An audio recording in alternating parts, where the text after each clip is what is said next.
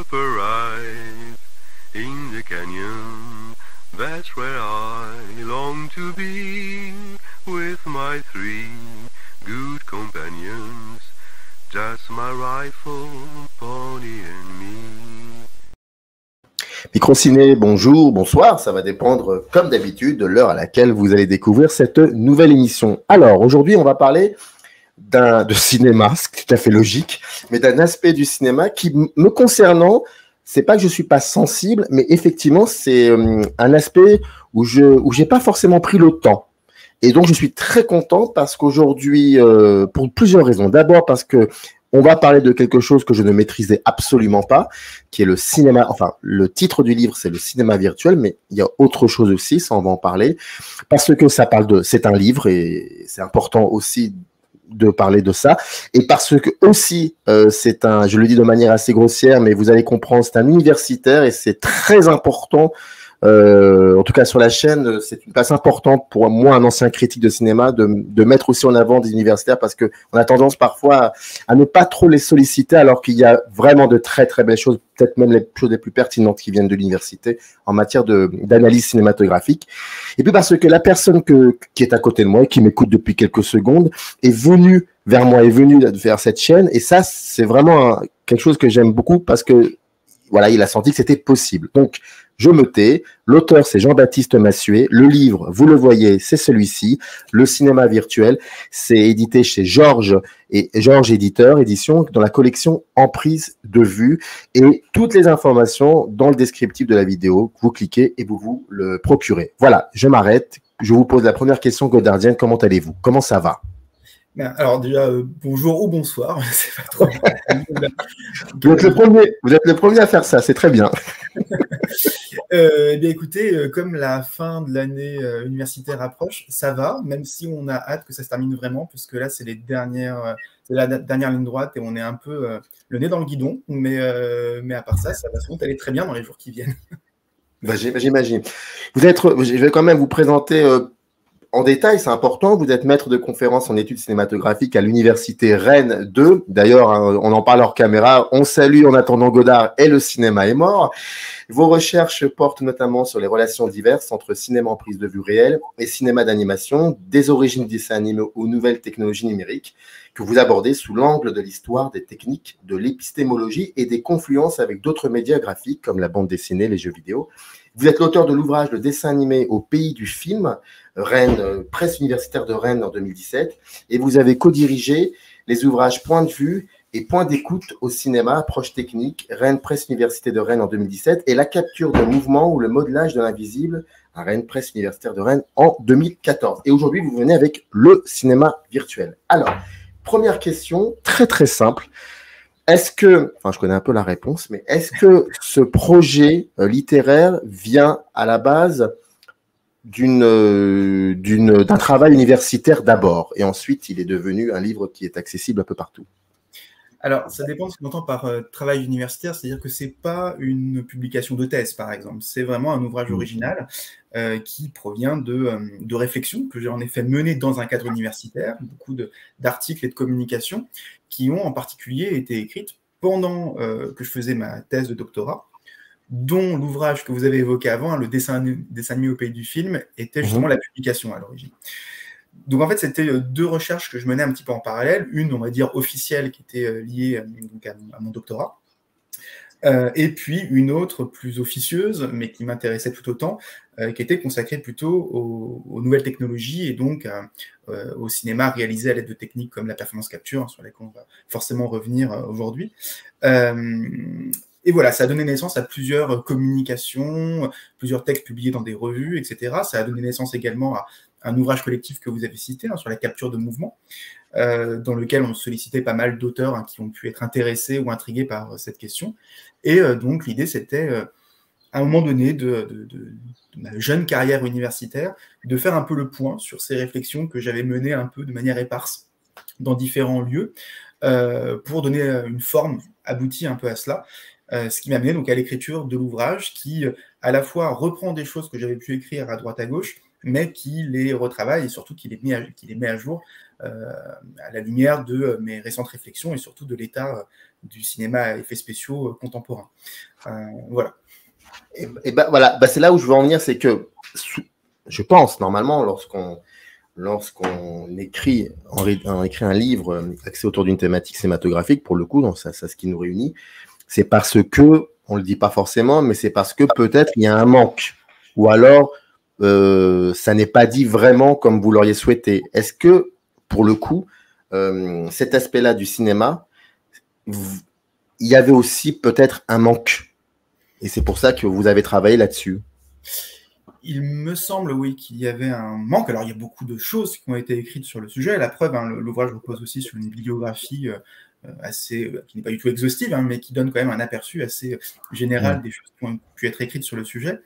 Mais en fait, il y a eu beaucoup de choses qui ont été écrites sur ces technologies, sur les films qui les utilisent, mais je n'avais pas vu jusqu'à présent, en effet, une réflexion plus théorique, on va dire, sur le type de cinéma qui pouvait naître de ces technologies.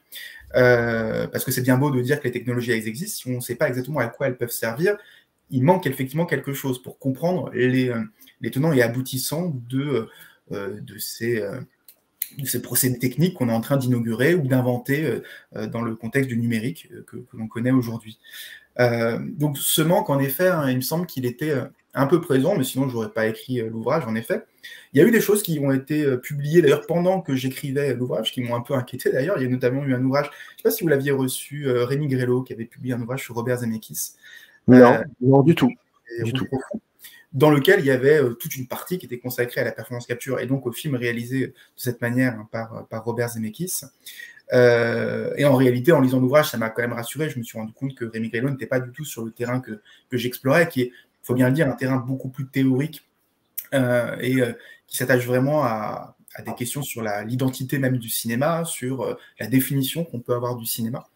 Donc voilà, même si il me semble qu'il y a eu pas mal de choses, et puis notamment avec la sortie d'Avatar 2, tout ça a aussi accéléré le processus de publication autour de ces sujets, il me semble que l'angle que j'ai choisi d'adopter est un angle relativement original, parce que je dois aussi avouer ma dette, c'est-à-dire que c'est pas la notion de cinéma virtuel, c'est pas moi qui l'invente, absolument loin de là. C'est une notion qui a été détaillée notamment par des cinéastes, par des techniciens d'effets spéciaux comme John Gaeta, qui avait notamment travaillé sur la saga Matrix. Et que je parle de cinéaste, c'est notamment Robert Zemeckis qui a utilisé ce terme pour une des premières fois en cinéma virtuel. Et puis aussi, chez des critiques, journalistes dans la presse cinéma, qui ont été une très très grande influence pour moi, hein, que sont les anciens critiques de la revue Mad Movies, notamment des journalistes critiques comme Julien Dupuis, Stéphane Moïsakis, Yannick Daran, Rafik Djoumi, qui ont été très à l'écoute en fait de ces technologies au moment où elles apparaissaient dans le début des années 2000. Et c'est surtout à eux que je dois la volonté en fait d'aller creuser cette forme cinématographique qui n'avait, à mon avis, pas eu voix au chapitre dans l'appréciation française de ces films. Et donc, c'était aussi l'un des enjeux de cet ouvrage, de redonner une visibilité à ces questions en fait, qu'on s'est posées autour de ce cinéma-là dans les années 2000 et au début des années 2010 notamment. Avant qu'on parle de l'intériorité du livre, de la structure aussi, moi j'aimerais bien savoir, ça va être une réponse, j'imagine, très subjective de votre part, mais cette forme cinématographique que vous évoquez, ben, ça s'est passé comment la première fois? C'était par le biais de quel film? Et qu'est-ce qui vous a, si vous en souvenez, j'en suis même persuadé, mais qu'est-ce que vous en retenez de cette première fois où vous vous retrouvez? Enfin, c'est comme quand on est enfant et on se retrouve devant un premier western, soit on va continuer le chemin, ou soit on va se dire, oh là, ça m'intéresse pas du tout, je passe à autre chose. Comment ça s'est passé? Ça m'intéresse beaucoup. Oui, alors c'est vrai que c'est une question intéressante parce qu'elle a trait aussi à la cinéphilie, et pour le coup, c'est vrai que c'est une question qui se pose. Est-ce que ces films ont une place dans ma cinéphilie personnelle, puisque j'ai une cinéphilie quand même extrêmement ouverte et éclectique, et j'irai pas jusqu'à dire que ce sont mes films préférés de tous les temps, par exemple. C'est pas, si je devais faire un classement des films qui m'ont marqué en termes de cinéma, c'est peut-être pas forcément ces films qui arriveraient en tête, même si ils ont été très importants dans ma pensée, en fait, hein, pour le coup. Mais je dirais que finalement, c'est plus au niveau de la réception de ces films qu'il y a quelque chose qui s'est joué chez moi. C'est-à-dire que concrètement, le premier film le premier long métrage réalisé en performance capture, le Pôle Express, donc réalisé par Robert Zemeckis en 2004, c'est un film que je n'ai pas été voir au cinéma au moment de sa sortie. Je ne l'ai pas été le découvrir de manière, naïve et non informée. C'est un film que j'ai découvert justement grâce à la preview qui avait été faite dans le magazine Mad Movies à l'époque. C'était un petit peu avant la sortie du film, ça devait être en juin 2004, si je ne dis pas de bêtises, dans un article justement signé par Julien Dupuis. Et c'est ce texte qui est devenu un objet de fascination me concernant, parce que j'ai relu. C'était à l'époque où je découvrais beaucoup de choses et j'étais très intrigué par des propositions nouvelles en termes de technologie. Et ce texte m'avait vraiment fait quelque chose. J'avais senti qu'il y avait un truc qui était en train de se passer dans le monde du cinéma. Et j'étais très surpris de me rendre compte que personne n'en parlait par ailleurs. Ou en tout cas, personne n'en parlait avec la même dimension dithyrambique qu'on pouvait trouver chez Julien Dupuis, même s'il remarquait déjà que le film n'allait sans doute pas être un film extrêmement réussi sur le plan scénaristique, quoi que ce soit, mais qu'il y avait peut-être un avant et un après qui allait se jouer autour de ce film-là. Et cette fascination était telle que c'est pour ça que j'ai eu envie de découvrir ce film.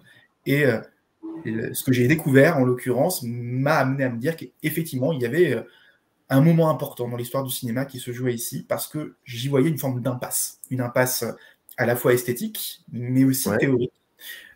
Et les films suivants, à la fois ceux de Robert Zemeckis, comme Beowulf, ou Le Drôle de Noël de Scrooge, ou le Avatar de James Cameron, ou le Tintin de Spielberg un peu plus tard, ce sont des films qui ont confirmé à chaque fois l'impression que j'avais eue au départ. Et c'est là que je me suis dit qu'il y avait vraiment quelque chose à creuser autour de ces objets. Donc, vous voyez, c'est étonnant, c'est pas du tout ma cinéphilie qui a parlé dans mon amour pour ces films, mais plutôt mon appétence intellectuelle, on va dire. C'est vraiment les questions que ces films posaient qui m'ont fait les apprécier, j'ai envie de dire, à leur juste valeur. C'est des films qui sont très décriés, à part Avatar, mais quand même, globalement, les films réalisés en performance capture n'ont sans doute pas eu la reconnaissance qu'à mon sens, il méritait. Et d'ailleurs, vous ouvrez le bouquin avec cette question importante, c'est que vous prenez en tout cas cette base-là, vous revenez sur un terme, un mot qui a été utilisé, vous voyez très bien de quoi je veux parler, c'est le mot révolution, et c'est cette question que vous vous posez, c'est que est-ce que vraiment il s'agit pour le coup de ce qu'on a appelé, est-ce que c'est vraiment une révolution comme on l'a dit, ou est-ce que c'est dans la fabrication des films, dans la réceptivité du spectateur? Donc c'est une question que vous posez, elle est là. Et en fait, ce qui est très intéressant, c'est qu'ensuite, cette question, vous la déclinez en plusieurs strates. Eh bien, pour celles et ceux qui n'auraient pas encore lu le livre, cette question-là, comment y répondre sans être, comment je pourrais dire ça, sans être radical? C'est-à-dire, comment lui donner cette chance à cette question d'exister, même si à un moment, elle est là, mais elle disparaît progressivement parce que ça vous permet de passer de travailler autrement et autre chose. C'est une question qui se pose sur au moins deux plans. Et vous l'avez très bien dit, c'est-à-dire qu'il y a le plan, on va dire, de la création, de la fabrication des films, et puis il y a le plan du spectateur, de la réception. En fait, la manière dont cette technologie ou ce procédé de performance capture, donc de capture de performance, qui, je le rappelle, consiste à capter la performance d'un acteur, d'une actrice avec des capteurs des récepteurs qui entourent un studio de tournage qu'on appelle un volume et qui restituent les données captées sur un ordinateur sous la forme d'un avatar de synthèse sur lequel on va pouvoir apposer une apparence, une identité graphique que l'on désire. Eh bien, la façon dont cette technique a été présentée au départ, c'était justement une sorte de renversement de la manière de fabriquer un film. C'est-à-dire qu'au départ, on se dit fabriquer un film, c'est quoi? On a une caméra, on la positionne dans un lieu, un plateau de tournage, un décor extérieur, etc. On met des acteurs, des actrices devant, et on tourne, et on voit ce qu'il advient. Le film est créé évidemment à partir de ce dispositif assez simple. Donc la première chose qu'on fait quand on veut tourner un film, bien sûr, c'est de positionner sa caméra sur le plateau de tournage et de filmer. Ici, il n'y a pas de caméra. Dans un film réalisé selon ces procédés-là, la caméra, elle est virtuelle, elle apparaît dans un second temps. C'est-à-dire qu'au départ, on va simplement diriger les acteurs et les actrices dans le volume, dans ce studio. On va leur dire, voilà, le texte c'est ci, les actions à effectuer c'est ça, etc. Et en fait, ces actions sont captées en 3 dimensions. Tous les récepteurs qui entourent le studio captent une partie de la performance. Et ensuite, c'est dans l'ordinateur que le réalisateur, à l'aide des techniciens, du chef opérateur, etc., va décider de l'emplacement de la caméra. Il pourra s'essayer à plusieurs possibilités, dire on essaye cet angle-là, ça marche pas, c'est pas exactement ce que je veux, je vais mettre la caméra plutôt ailleurs, je vais filmer de dos, je vais filmer de dessus, etc. C'est-à-dire que toutes les possibilités ouvertes par la création cinématographique devienne un enjeu de post-production et non plus un enjeu de production à proprement parler. Donc c'est pour ça qu'en fait la notion de révolution elle a été évoquée au départ, c'est que il s'agissait de dire que ça renversait la manière de penser le tournage de cinéma, ça renversait ça de manière radicale pour le coup, puisqu'on faisait littéralement le film à l'envers. Le truc, c'est que cette dimension révolutionnaire, que là, on ne peut pas vraiment contredire, parce qu'en effet, il y a ce renversement quasiment copernicien de la fabrication, ça entrait en contradiction, il me semble, avec la manière dont ces films étaient reçus. C'est-à-dire que les spectateurs de cinéma, notamment les critiques de revues moins axées sur le cinéma de genre, des revues de cinéma plutôt comme les cahiers du cinéma, positifs, etc., avaient du mal, en fait, au départ, à voir cette révolution, parce que eux, ce qu'ils voyaient, forcément, c'était un film traditionnel. Ils voyaient des plans, ils voyaient des compositions en profondeur de champ, ils voyaient des choses qui étaient tout à fait classiques. Il y avait juste une sorte d'aspect visuel hyper réaliste, avec des images de synthèse extrêmement bien façonnées, qui peut d'ailleurs parfois poser problème, on y reviendra peut-être. Toujours est-il que l'impression globale qui en sortait n'était pas celle d'une révolution, c'était celle de voir un film d'animation hyper réaliste. Et du même coup, ces critiques disaient, bah non, c'est pas une révolution.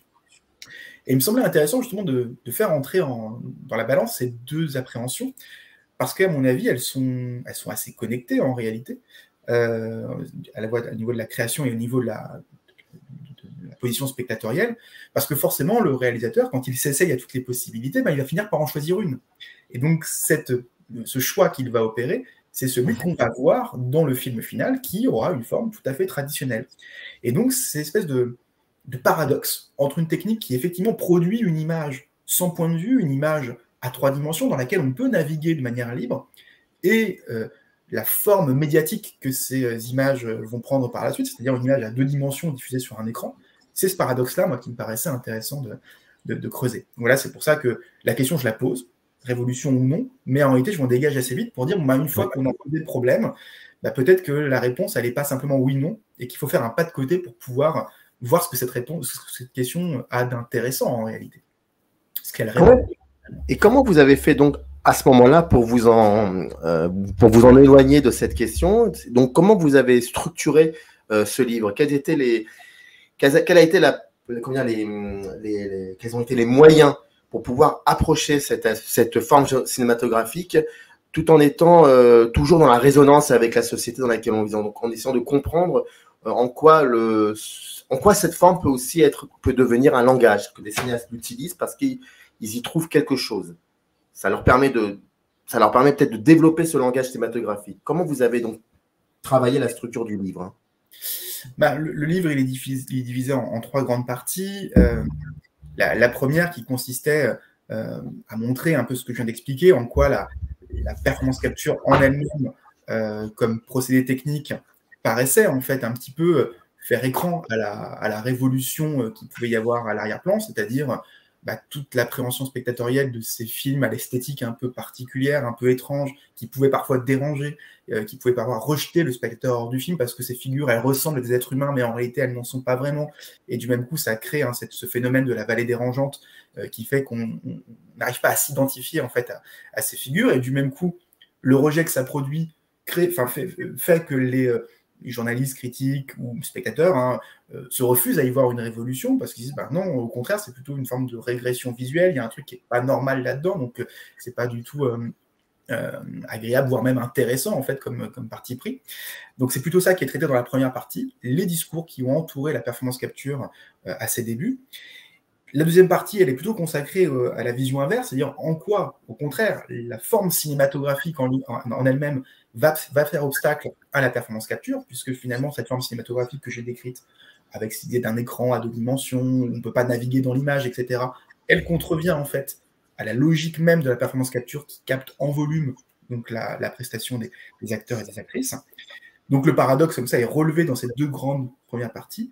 Et donc le pas de côté méthodologique, c'était l'idée d'aller du côté d'un autre média qui, à mon sens, était une réponse à ce problème, qui est le média vidéoludique, puisqu'en réalité, dans le jeu vidéo, qui fonctionne aussi en grande partie sur ces technologies similaires, c'est-à-dire sur la performance capture, on a des films et des jeux vidéo qui sont fabriqués avec les mêmes techniques, et bien les jeux vidéo, eux, à l'inverse du cinéma, proposent ou enjoignent le joueur à naviguer dans les images cette fois-ci. Donc à avoir cette possibilité d'interaction, de circulation au sein de ce qui a été capté au préalable, ce que le cinéma ne permet pas. Sauf que le problème, c'est que le cinéma, c'est pas le jeu vidéo. Ce qui est intéressant de relever, c'est comment le cinéma allait essayer de reconduire des choses qu'on trouvait esthétiquement dans le jeu vidéo par des partis pris esthétiques très très forts, qui me semblaient être ceux qui justement justifiaient l'intérêt qu'on pouvait avoir pour ces films, et notamment par le traitement que les cinéastes en question allaient avoir de ces films. Alors, j'aimerais bien vous en avez parlé, hein, vous avez donné la structure du livre. Il y a, malheureusement, on ne pourra pas développer tout ce qu'il y a dans le livre, mais il y a certains points sur lesquels j'aimerais bien que vous développiez, parce que, par exemple, on va partir de la fin, on reste ça sur le jeu vidéo. La troisième partie s'appelle cinéma virtuel et, entre parenthèses, caméra joystick, et vous avez commencé à en parler. Est-ce que vous pouvez nous développer ce terme-là, caméra joystick? Oui, alors en fait, c'est une intuition que j'avais eue en observant, en regardant beaucoup de making-of de ces films, et notamment le making-of du film Avatar. À un moment donné, il y a la personne qui a créé cette fameuse caméra qui s'appelle la Simulcam qu'utilise James Cameron sur le film, qui est en fait une caméra très particulière. C'est que, bon, je vous ai évoqué rapidement le dispositif de la performance capture, mais ces acteurs qui sont dans ce studio, ils ont des costumes en lycra noir moulant avec des marqueurs partout sur le corps et le visage. Ils ont une petite caméra au niveau du visage. Mais quand le cinéaste dirige ses acteurs dans ce volume, il n'a pas de vision de ce que ça va donner. Il imagine, mais il ne peut pas le voir. Il ne verra qu'a posteriori, et c'est à ce moment-là qu'il va positionner ses cadres, etc. Ça, c'est la situation de Robert Zemeckis dans ses 3 premiers films dans les années 2000. En fait, quand James Cameron arrive, il dit « Moi, j'ai envie de voir en direct ce que ça va donner. » Donc, il invente une caméra, c'est pas lui qui invente, mais c'est John Derry qui va inventer une caméra qui s'appelle la Simulcam, qui est en fait une sorte de moniteur, c'est l'équivalent du moniteur dans les studios de tournage classique, dans lequel il va pouvoir regarder l'apparence finale des personnages dans les éléments de décor qu'il aura créés au préalable. Donc en fait, il est avec sa caméra dans le studio, et quand il cadre ces acteurs qui sont en combinaison noire moulante, à l'écran, il voit les fameux navies du film, c'est-à-dire ces personnages extraterrestres de 2 mètres de haut, bleus. Il les voit comme tel, en forme simplifiée bien sûr, mais il les voit sous cette apparence. Ça, c'est le premier point. Le deuxième point qui était intéressant, c'est que avec cet appareil, James Cameron, il peut créer des effets de caméra, c'est-à-dire qu'il peut déjà penser des plans. Donc il peut se dire, tiens, je vais me déplacer, je vais faire un effet de caméra porté, etc. Mais quand on y réfléchit, ça reste assez limité. On se dit, finalement, c'est-à-dire qu'il filme tout à échelle humaine, etc. Alors que le principe même de la performance capture, c'est de pouvoir permettre, dans un second temps, puisque la caméra est virtuelle, de faire des mouvements de caméra totalement aberrants, des trajectoires impossibles, une caméra qui va traverser les murs, qui va s'envoler, revenir au sol, etc. Comment faire lorsque le cinéaste est dans le studio avec son appareil? Il ne peut pas, lui, s'envoler, c'est impossible. Du coup, la solution qu'ils ont trouvée, et elle est assez incroyable, c'est qu'ils ont mis sur cet appareil des joysticks. Des joysticks qui permettaient donc de manipuler le cadre et simplement de dire, là, je suis au sol, mais en poussant le joystick, ma caméra, elle va s'élever, comme avec un mouvement de grue. Et donc, je vais pouvoir avoir toutes les fonctionnalités de la cinématographie virtuelle, mais avec un appareil qui va, de surcroît, retranscrire mon corps, ma présence corporelle dans la scène, donc pour créer un peu plus de réalisme dans ce qui est représenté. Donc, c'est en voyant ce système de joystick que je me suis dit, en fait, c'est assez intéressant de se dire que la manière même qu'ont ces cinéastes de filmer, elle restitue en fait une façon d'appréhender le média vidéoludique, c'est-à-dire par le biais des joysticks. Quand on joue à un jeu vidéo, on se déplace dans un espace et on va simultanément contrôler le personnage avec un joystick sur la manette, et on va contrôler, pour beaucoup de jeux, pas tous, mais pour une grande partie des jeux, la caméra qui suit ce personnage. Alors, on ne peut pas se déplacer, faire des déplacements extraordinaires, mais on peut au moins tourner autour de ce personnage. Et surtout, l'enjeu des jeux vidéo de manière générale, c'est l'idée du déplacement dans l'espace et donc de l'investigation dans un décor pour essayer d'en comprendre le mode de fonctionnement, pour essayer de résoudre des énigmes, de surmonter des obstacles, etc. Et en fait, ces cinéastes, utilisant ces techniques de jeux vidéo sur leurs appareils en tant que tels, finissent eux-mêmes par adopter une mise en scène qui fait écho à cette navigabilité du jeu vidéo. C'est-à-dire qu'eux aussi vont finalement se servir de cette caméra virtuelle pour aller explorer les espaces, donner l'impression qu'ils vont de niveau en niveau, qu'ils construisent des plans larges pour saisir un espace ludique dans lequel par la suite des actions vont avoir lieu, comme dans un jeu vidéo. Donc en y regardant mieux, je me suis aperçu que la façon même de filmer de ces cinéastes avait changé avec cette technologie. Zemeckis a toujours aimé les plans longs, Spielberg a toujours aimé les plans longs, mais il me semble que c'est encore plus flagrant avec cette technique qui a accentué une pente naturelle chez ces cinéastes qui, à mon avis, sont très largement inspirés eux-mêmes du jeu vidéo. Et Spielberg l'avait lui-même dit quand il avait essayé le dispositif sur le tournage de Beowulf de Zemeckis. Il était venu sur le tournage et Zemeckis lui avait donné sa caméra, donc sa fausse caméra, et il avait dit à Steven Spielberg, bah, vas-y, fais un plan avec la caméra, tu vas voir, c'est génial. Et Spielberg, avec cette caméra, et il pouvait en effet, avec le joystick, déplacer sa caméra où il le voulait, voir les choses sous un certain angle, etc. Et lui-même l'a dit comme tel, il a dit que c'était comme un jeu vidéo. Et ça l'a tellement libéré, lui, en tant que cinéaste, avec cette liberté permise par cette technique, qu'il s'est dit qu'il allait s'y essayer, et c'est là que le projet Tintin, en fait, est né avec Peter Jackson. C'est en partie lié à la découverte du dispositif sur le Beowulf de Zemeckis, qui est un film qui date de 2007. Mais à ce moment-là, comment on peut définir les enjeux esthétiques de cette caméra joystick? Parce que ça renvoie aussi, pour les étudiants en cinéma, à la caméra stylo d'Alexandre Astruc. Comment on pourrait... Et donc, avec tous les enjeux qu'il y avait autour de ça. Mais avec ça, avec ce que vous dites, ce serait quoi les enjeux esthétiques, pour le coup? Pour moi, les enjeux esthétiques, ils sont assez simples, en fait. C'est cette libération totale de la caméra par rapport à l'espace. C'est-à-dire le fait que la caméra n'est plus assujettie ou soumise à un espace restreint, contraignant par des murs, par des fenêtres, par des éléments de décor, par les acteurs et les actrices eux-mêmes. Dans un film traditionnel, la caméra, forcément, va s'adapter à des éléments de la réalité avec lesquels elle doit composer. Ce qui fait que cette caméra a une présence, c'est aussi ça qui crée l'émotion cinématographique en grande partie dans les films traditionnels, alors que là justement cette caméra n'a plus de point d'ancrage, n'a plus de contraintes physiques liées à l'espace environnant, et peut donc créer une sorte d'approche virevoltante, sans gravité, qui lui permettent d'embrasser un espace de manière totalement libérée pour le coup. Après, les cinéastes s'en emparent de manière diverses et variées, avec des thématiques qui font souvent écho en fait à cette forme de libération de la caméra. Mais il me semble que l'idée générale, elle est là. Elle est dans cette libération visuelle, en tout cas du point de vue du cinéaste. Aujourd'hui, en 2023, est-ce que ça, c'est une question que vous posez dans un des chapitres, un des sous-chapitres, pardon, du bouquin? Je me permets de la répondre parce que pour le coup, c'est une question qu'on a souvent entendue aussi avec Avatar 2. Est-ce qu'il y a une légitimité? Est-ce que le cinéma virtuel a une légitimité aujourd'hui? Oui, c'est une vraie question à laquelle je ne vais pas forcément apporter une réponse, puisque forcément ce n'est que mon point de vue, et je pense qu'il n'est pas forcément partagé par tous. Je pense que c'est une forme cinématographique qui a aujourd'hui un début de légitimité, on va dire, mais à l'aune de quelques films. C'est-à-dire que la technique en elle-même est encore, elle est encore appréciée du bout des doigts, on va dire, par les spectateurs, les critiques, les journalistes, etc. On sait qu'il y a eu beaucoup d'échecs assez monumentaux de films réalisés en performance capture. Seul James Cameron, en réalité, a réussi à tirer son épingle du jeu avec ses Avatars. C'est les seuls films qui ont vraiment suffisamment marché pour montrer que cette technique, elle avait un avenir. Néanmoins, ce qui est assez intéressant, c'est de se rendre compte que les films en performance capture, ils se font de plus en plus rares maintenant. C'est-à-dire qu'il y en a quand même très très peu.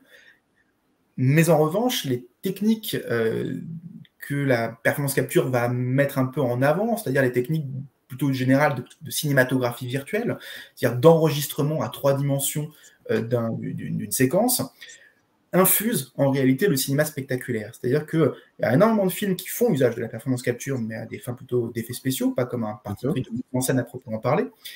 Eh bien, ces films-là vont injecter dans leurs films cette esthétique, c'est-à-dire qu'on va retrouver dans énormément de films de blockbusters contemporains des plans de caméra qui font écho à cette esthétique vidéoludique de circulation dans l'espace ininterrompue de la caméra. Ce n'est pas forcément des plans réalisés à l'aide de la performance capture, mais avec des techniques numériques qui y sont plus ou moins rattachées par différents biais. Donc, ce qui est assez paradoxal, c'est qu'il me semble que la technologie en elle-même, elle a toujours un manque de légitimité. Elle est toujours vue avec défiance, avec méfiance, alors qu'en réalité, elle a complètement infusé tout le cinéma de blockbuster contemporain. Donc elle est partout. La façon de penser, la mise en scène héritée de Zemeckis, de Spielberg, de Cameron, elle est partout, mais personne ne le voit. Donc il y a une légitimité, mais sous-jacente ou invisible, si je puis dire. Est-ce que vous pourriez, et ça c'est important parce que dès le début vous le faites, nous donner votre définition de la performance capture et aussi par rapport à la différence qu'il pourrait y avoir avec le cinéma d'animation, en l'occurrence, ce serait quoi? L'acteur. La réponse est très simple. Et que dans le cinéma d'animation, il n'y a pas d'acteur. Enfin, le principe, en tout cas, parce que les définitions de l'animation ont varié avec le temps, évidemment. D'ailleurs, la performance capture est un lieu de remise en question de la définition de l'animation, puisque beaucoup de personnes disent que ce sont des films d'animation, alors qu'en réalité, si on revient aux origines de la définition de l'animation, on se rend compte que ça ne marche pas. D'ailleurs, une définition qui avait été donnée dans les années 80 par l'Association internationale du film d'animation, c'est de dire que un film d'animation correspondait à un film réalisé à l'aide de toutes sortes de techniques, à l'exception de la prise de vue directe. Donc, une des premières grandes définitions de l'animation, c'était justement de la penser en différenciation avec le cinéma avec acteurs. Donc, forcément, ici, comme il y a des acteurs qui sont présents, qui sont bel et bien présents et qui vont faire passer leurs prestations à l'écran, et que ce n'est pas guidé par un animateur qui va impulser le mouvement à une figurine, eh bien, on n'a pas affaire à du cinéma d'animation à proprement parler. C'est-à-dire qu'on n'a pas cette figure démiurgique qui viendrait octroyer un mouvement à une figurine. Le mouvement est fait de l'intérieur et pensé de l'intérieur par l'acteur ou l'actrice qui interprète le rôle. Et on n'est pas du tout dans la logique du doublage, hein. C'est-à-dire que dans un film d'animation, il y a des acteurs qui doublent, bien sûr, mais ils ne mettent pas en jeu leur corps, ils ne jouent pas véritablement dans un espace avec d'autres acteurs, etc. Donc en fait, c'est une sorte de mélange, la performance capture, enfin en tout cas cette technologie permet une forme de mélange entre la fabrication de films traditionnels, donc le lien entre le cinéaste et les acteurs, la direction d'acteurs, tout ce qui est lié à ça, et la mise en image, les possibilités ouvertes par le cinéma d'animation. C'est-à-dire là, cette fois-ci, la possibilité de créer des mouvements de caméra impossibles, etc., ce que le cinéma d'animation numérique permet lui aussi, hein. Sauf qu'il n'y a pas d'acteurs dans ce cinéma-là. C'est ça la différence majeure. Je rappelle encore et toujours, le cinéma virtuel, c'est édité chez Georges Éditeur, c'est collection l'emprise de vue, et vous avez toutes les éléments, les informations, si vous voulez vous procurer le livre dans le descriptif. Comment ce langage, cette forme, ce geste cinématographique, comment il peut être défendu aujourd'hui par quelques cinéastes?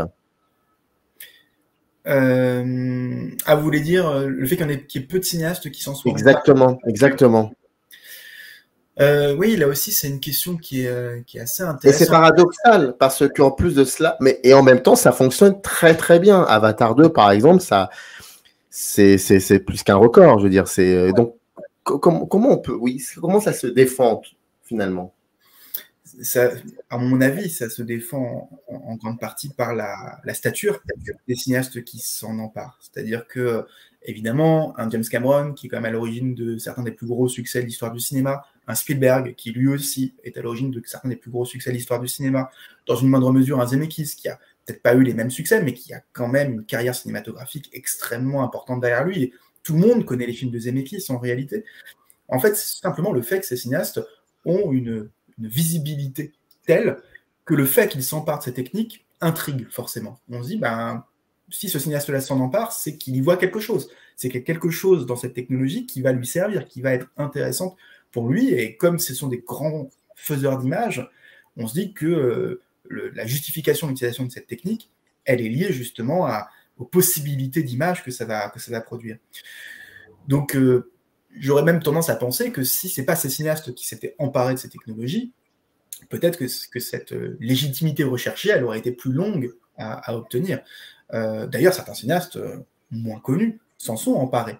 Des cinéastes comme Christian Volkmann, des cinéastes ou Simon Wells aux États-Unis, des cinéastes qui n'ont pas la même stature du tout, et ce sont des films qui n'ont pas marché en réalité.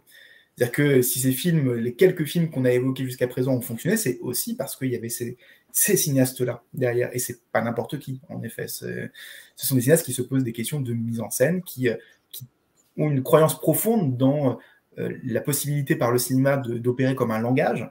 Ce sont des cinéastes néoclassiques, hein, donc qui s'emparent des règles classiques hollywoodiennes et qui vont justement se servir de cela pour nous faire partager le point de vue d'un personnage, pour nous faire vibrer à une situation dramatique, etc. Donc, comme ils connaissent très très bien ces codes, ben forcément, l'utilisation qu'ils font de ces techniques, ben, elle est parfaite. Elle fonctionne très très bien parce qu'ils ont une très grande conscience de leur art. Je n'ai pas évoqué Alfonso Cuarón avec Gravity, mais pour moi, c'est exactement du même ordre. Ce sont des cinéastes qui ont une vraie conscience du langage classique, ce qui n'est pas le seul langage du cinéma, on le sait. Il y a plein de grands films qui se dégagent justement du classicisme. Mais pour le coup, ces films-là, il me semble, font appel à ce classicisme, mais ils le transcendent justement en montrant qu'il y a peut-être une autre manière d'utiliser ces codes visuels, justement en produisant des mouvements de caméra qui n'existaient pas jusqu'à présent et qui vont pouvoir nous dire quelque chose de plus des personnages qu'ils mettent en jeu, etc. Ce qui sera encore plus intéressant, c'est de s'apercevoir que je déteste faire une espèce de hiérarchie ou de faire des espèces de groupes comme ça. Mais imaginons, parce que là, on parle d'un certain cinéma, je suis vraiment désolé de dire ça, ce qu'on pourrait appeler cinéma mainstream, on va dire ça comme ça. Mais imaginons que la caméra joystick est utilisée, alors là, je vais vous dire, ça va peut-être faire rire, hein. Imaginons Apichatpong Versatile utilise la caméra joystick. Ben là, je pense que là, pour le coup, on serait là, le virtuel, il est déjà dans l'avenir du cinéma. Oui. Ça me fait penser. Ce serait passionnant. Moi, je trouverais ça vraiment passionnant. Mais je veux te dire que j'attends que ça. Je suis très, oui, mais moi aussi. Plus expérimentaux qu'ils se saisissent de ces techniques. Ça me fait penser à une communication que nous avions faite avec Simon Danielou. Je crois que vous l'avez déjà reçu dans Microciné. Ah bon ? Excusez-moi. Qui est un de mes collègues de Rennes 2. Je ne sais pas si vous l'avez reçu à Microciné, mais vient de publier un ouvrage sur le Frambarin notamment. Ah, alors, c'est génial. Je le reçois la semaine prochaine. Voilà. Et, donc, on a fait une communication à deux voix autour du film Beowulf de Zemeckis, donc. Et dans la communication, je me rappelle que Simon avait eu cette très belle phrase en disant la performance capture attend encore le cinéaste qui lui donnera ses lettres de noblesse, qui osera, comme un Antonioni, s'apesantir sur la tête de ses acteurs, et qui pourra donc s'émanciper des rapports de chant contre chant classique, ce qui est tout à fait légitime. C'est une technique qui a pour but de retranscrire la précision de la capture numérique des visages, des expressions faciales. Donc, si on a cette technique-là, on ne va pas aller filmer la nuque des personnages. Le but, c'est une vitrine. Donc, forcément, on va filmer les visages. Sauf que quand on filme un visage en gros plan, ben, c'est extrêmement classique. Ça reste du découpage, de chant contre chant, de dialogue. Et donc, ce qui est assez amusant, c'est que ce sont des films qui, bien souvent, alternent entre ces gros plans sur les personnages, qui donc attestent de la capacité de la technique à reproduire la subtilité des expressions faciales, et des mouvements de caméra totalement impossibles qui exploitent de leur côté la dimension foraine quasiment de la caméra virtuelle, et donc les possibilités de circonvolution impossible dans l'espace. Donc ce sont des films qui sont un peu tiraillés entre ces deux approches-là, mais qui ne s'en dégagent pas, qui n'arrivent pas encore à trouver le modus operandi pour proposer des formes nouvelles, et donc que peut-être d'autres cinéastes pourraient sans doute exploiter, mais la technique coûtant extrêmement cher, on se doute bien que les studios ne vont pas mettre de l'argent pour une expérimentation plastique d'un cinéaste qui n'est connu que du cercle des cinéphiles qui sont dans le dur. Voilà. Donc, ils sont dans le dur, ouais. Ben oui. Voilà, on aimerait que ces cinéastes-là s'en emparent, mais malheureusement, ça paraît compromis, en tout cas pour le moment. Exactement. Le cinéma virtuel édité chez Georges Éditeur, c'est dans la collection Prise de vue. Et vous avez toutes les informations dans le descriptif de cette vidéo. L'auteur, c'est Jean-Baptiste Massuet qui est venu pour nous en parler. Et je le dis toujours, hein, on a parlé de 0,0001% de ce qu'il y a dans le livre. Donc, il faut être curieux. Allez-y, procurez-le vous. Et c'était vraiment, en tout cas, un plaisir. Merci beaucoup d'avoir pris le temps de répondre à mes questions. Et en tout cas, c'était un plaisir. Merci à vous. Merci beaucoup. J'en profite juste pour dire je vous en prie. La collection en prise de vue, c'est vrai qu'on n'a pas parlé, hein, mais c'est quand même une collection qui était assez importante, qui est un peu émergente. Il y a 6 ouvrages qui ont été publiés pour l'instant, qui est une collection dans un éditeur suisse, hein, Georg, c'est un éditeur suisse, basé à Genève. Et la collection en prise de vue est consacrée aux nouvelles technologies du cinéma, au cinéma et le rapport aux technologies. C'est aussi pour cette raison que j'avais envie de publier chez eux, c'est qu'il me semblait qu'il y avait une coïncidence assez forte entre le sujet et les enjeux de la collection. Et c'est une collection qui donne naissance à plusieurs ouvrages qui sont absolument fabuleux, comme le cinéma machine à monde d'Alain Boya ou la caméra imaginaire de Céline Christian, qui sont très régulièrement cités dans l'ouvrage, puisque cet ouvrage-là s'inscrivait vraiment dans la continuité de ces 2 premiers opus de la collection, sachant que c'est en fait un lien avec Alain Boya, qui était dans mon jury de thèse à l'époque où j'avais soutenu, qui m'avait proposé en fait de faire à terme un ouvrage sur ce sujet-là, et voilà, ça a pris 10 ans pour y arriver, mais finalement on y est parvenu. L'ouvrage est paru dans sa collection, puisque c'est Alain Boya qui dirige la collection en prise de vue, et je le remercie beaucoup, et je remercie toutes les personnes qui étaient qui étaient dans la fabrication du livre, puisque ça s'est très très bien passé, et on est vraiment très heureux du résultat. Voilà. Et en tout cas, je mettrai en tout cas dans le descriptif de la vidéo je préciserai bien la collection en prise de vue parce que c'est effectivement assez important. Merci beaucoup Jean-Baptiste Massuet. Merci. Et puis j'espère à très vite. Merci à vous. Merci. Générique. In the canyon, that's where I long to be with my 3 good companions.